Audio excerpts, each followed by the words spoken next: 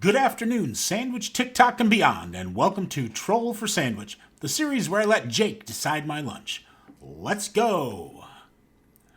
This time on Troll for Sandwich, we're trying episode 321's sandwich, the Peppadew Pig, which was a 10-star triumph according to Jake.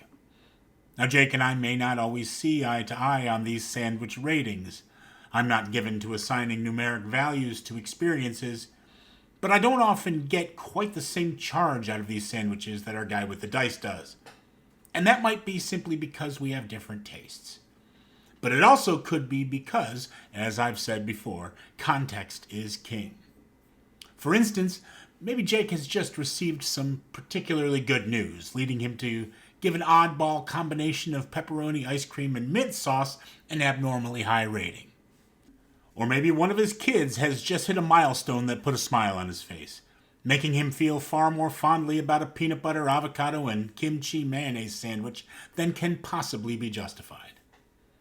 Maybe it's something as simple as his Italian bread being squished that makes a sandwich work for him in a way that it didn't work for me. There are plenty of factors other than differing tastes that could cause a variance in our reactions, such as, perhaps, the specific brands of ingredients we use. As it happens, episode 321 was a sponsored episode, with a particular deli meat purveyor out of Philadelphia providing many of the fixings that comprised the Peppadew Pig. And while I'm not suggesting that Jake inflated his rating to appease a sponsor, he has made plenty of terrible sandwiches in sponsored posts and has never failed to grade them deservingly. I am saying that some of us aren't getting that good Dietz and Watson money. Some of us have to make our own barbecue ribs and our own Peppadew cheddar. So I smoked a couple racks of baby backs.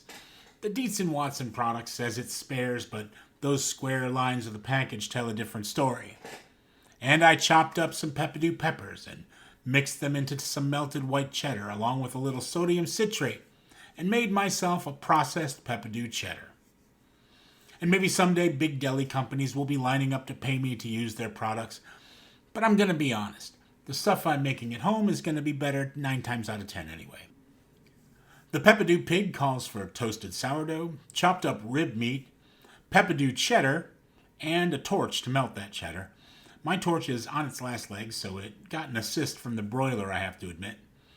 Tomato, Peppadew peppers, smoked finishing salt, and chipotle mustard. And unlike many a wacky RFS result, this thing works.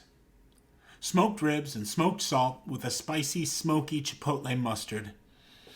The sweet and sour and spicy Peppadew chilies against the savory and slightly sharp flavor of a mild cheddar, but bridged by the sweet and savory acidity of a fresh tomato. All of it together. You know, if I was going to change one thing about this sandwich, I might put it on a slightly plainer bread roll.